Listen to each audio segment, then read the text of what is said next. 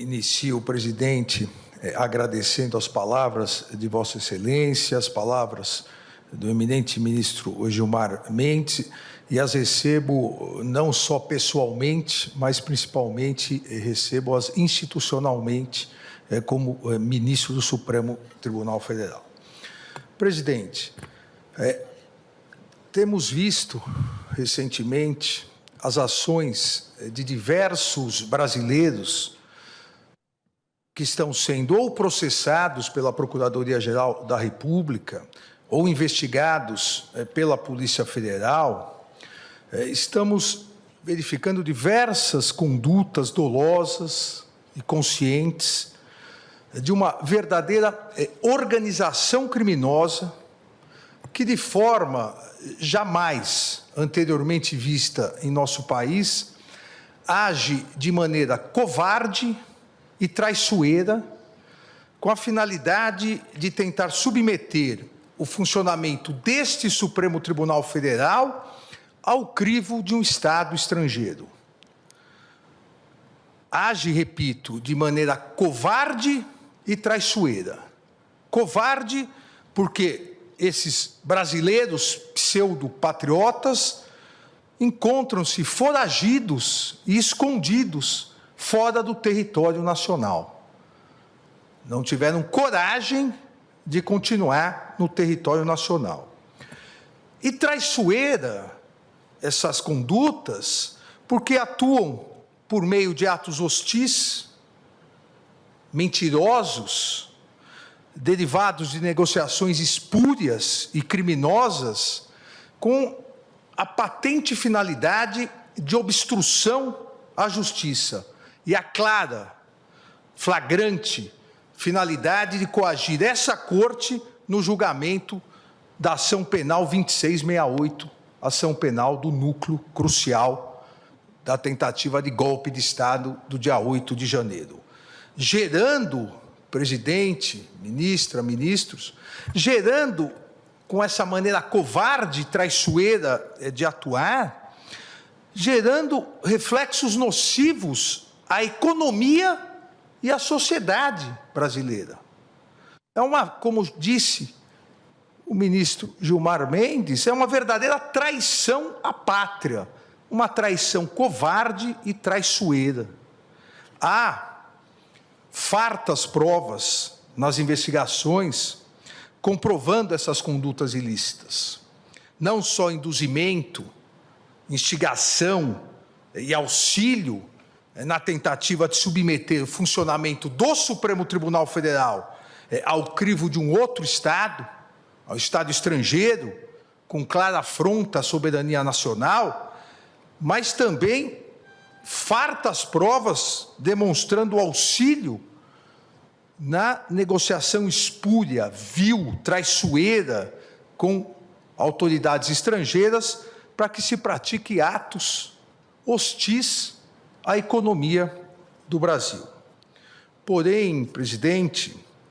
mais do que esses ataques criminosos, o que se observa são condutas ilícitas e imorais de brasileiros, flagrantemente essas condutas impregnadas com a corocre da defesa de escusos interesses pessoais e o sabor amargo da traição à pátria e ao povo brasileiro, com constante atuação e seguidas afirmações como se glória houvesse nisso, como se glória houvesse na traição, seguidas afirmações, principalmente nas redes sociais, assumindo autoria de verdadeira intermediação com o governo estrangeiro para a imposição de medidas econômicas contra o próprio país, que resultaram em taxação de 50% dos produtos brasileiros importados pelos Estados Unidos da América, tendo como consequência, assim que se iniciar, e, na verdade, a consequência já se iniciou, um grandioso prejuízo aos nossos empresários e a possibilidade de perda de milhares e milhares de empregos de brasileiros e brasileiras. A insistência dessa organização criminosa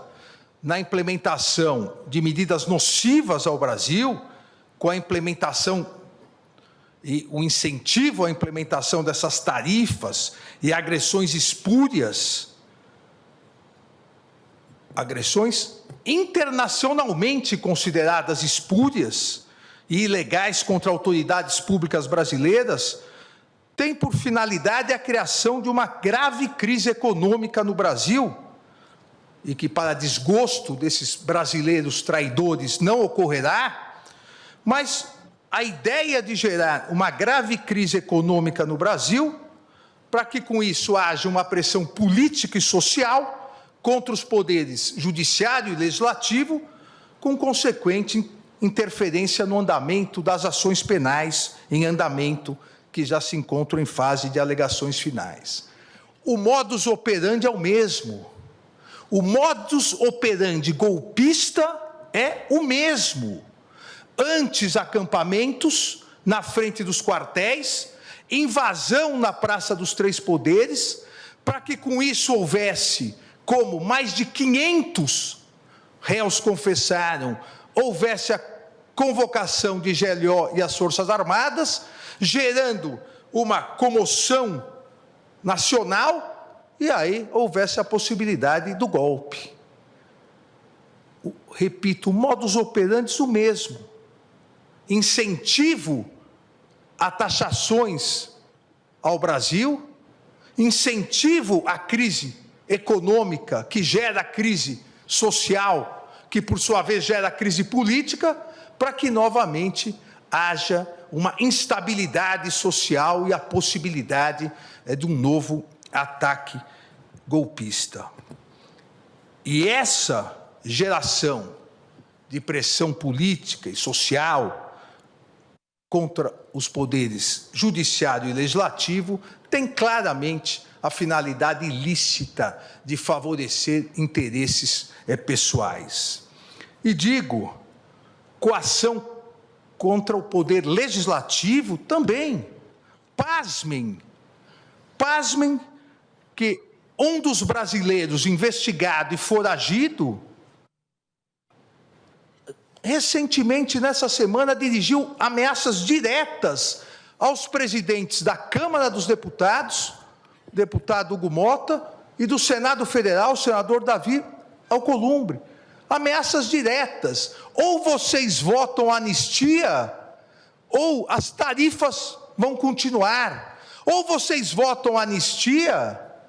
ou vocês também terão aplicada a lei da morte financeira. Ameaças aos presidentes das casas congressuais brasileiras sem o menor respeito institucional, sem o menor pudor, sem a menor vergonha, na explícita chantagem para tentar obter uma inconstitucional anistia, ou em relação ao presidente do Senado Federal, o senador Davi Alcolumbre, obter o início de procedimento de impeachment contra ministros desta Suprema Corte, sem existência de qualquer indício de crime de responsabilidade, mas sim por discordarem da legítima atuação deste Supremo Tribunal Federal no exercício de sua competência jurisdicional, concedida diretamente pela Constituição Federal, em uma tentativa patética de tentar afastar seus ministros do cumprimento de sua missão institucional e favorecer réus em ações penais. Ameaça essa aos presidentes das casas, que já foi repudiada por ambos os presidentes anteontem, com as notas da presidência da Câmara e do Senado Federal. Mas também e principalmente coação contra o Poder Judiciário, em especial contra o Supremo Tribunal Federal, com a única e exclusiva finalidade de obter um súbito, inexistente, inconstitucional arquivamento imediato de ações penais que foram devidamente propostas pela Procuradoria-Geral da República, pelo Procurador-Geral da República, que aqui se encontra, titular constitucional e privativo dessa iniciativa, em virtude da tentativa de golpe de Estado do dia 8 de janeiro de 2023, eu afirmo tentativa de golpe de Estado, porque esse Supremo Tribunal Federal já condenou mais de 700 pessoas por golpe, tentativa de golpe de Estado. Então, há ainda ações penais em andamento, propostas devidamente pelo Procurador-Geral da República, que tem total autonomia e independência constitucional, derivadas de investigações da Polícia Federal e cujos atos processuais vêm sendo realizados dentro do devido processo legal, rigorosamente observado pelo Supremo Tribunal Federal, com a participação, fiscalização e acompanhamento tanto do Procurador-Geral da República, como por 96 advogados. 96 advogados estão habilitados nos autos dos 4 núcleos denunciados pelo Procurador-Geral da República, com amplo, total e restrito acesso a todas as provas. Devido ao processo legal, realizado com oitiva já de 8 testemunhas de acusação e 149 testemunhas de defesa, ministra Carmen. Foram ouvidas 149 testemunhas de defesa em respeito à ampla defesa, em respeito ao contraditório. Foram interrogados os 31 réus desses 4 núcleos, sempre de forma absolutamente pública e transparente, com todos os atos gravados em áudio e vídeo e disponibilizados a toda a imprensa e para toda a sociedade, e ainda todos os interrogatórios transmitidos ao vivo pela TV Justiça e pela mídia em geral. Eu aqui afirmo sem medo de errar, não houve no mundo uma ação penal com tanta transparência e publicidade como essa ação penal. Nenhum país do mundo transmite interrogatórios, oitiva de testemunhas, para toda a imprensa e sociedade acompanharem. É o Supremo Tribunal Federal atuando dentro da Constituição, dentro dos princípios republicanos e garantindo o devido processo legal. Não é possível pressões, coações, no sentido de querer obter, repito, entre aspas, um espúrio arquivamento imediato dessas ações penais, sob pena de se prejudicar a economia brasileira, o sustento das pessoas, o trabalho dos brasileiros e das brasileiras. Essas coações, essas tentativas de obstrução à justiça, realizadas por esses brasileiros supostamente patriotas, a favor de interesses estrangeiros, tem, eu repito, uma única finalidade: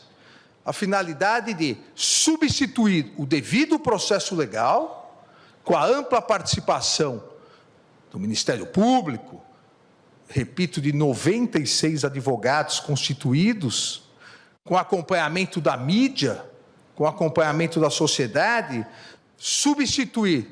o devido processo legal, a análise justa e imparcial das denúncias oferecidas, substituir por um tirânico arquivamento para beneficiar determinadas pessoas que se acham acima da Constituição, acima da lei, acima das instituições. Esses réus investigados, brasileiros que estão induzindo, instigando e auxiliando a prática dessas condutas nefastas contra a sociedade brasileira, criminosas contra as autoridades públicas não estão só ameaçando, coagindo autoridades públicas, ministros do Supremo Tribunal Federal, mas também, e fazem isso diariamente nas redes sociais, ameaçando as famílias dos ministros do Supremo Tribunal Federal, do Procurador-Geral da República, em uma atitude costumeiramente afeta a milicianos do submundo do crime, que atacam as autoridades e atacam os familiares das autoridades. Essas condutas dessa organização criminosa, essas condutas caracterizam claros e expressos atos executórios de traição ao Brasil e flagrantes confissões da prática dos atos criminosos, em especial dos crimes de coação no curso do processo, obstrução de investigação de infração penal que envolva organização criminosa e, principalmente, atentado à soberania nacional. Pois continuam dia após dia, ao verificarem que esta corte, e, presidente, faço questão de dizer, não só essa corte, a Procuradoria-Geral da República e a Polícia Federal não se vergarão a essas ameaças. Em virtude disso, dia após dia,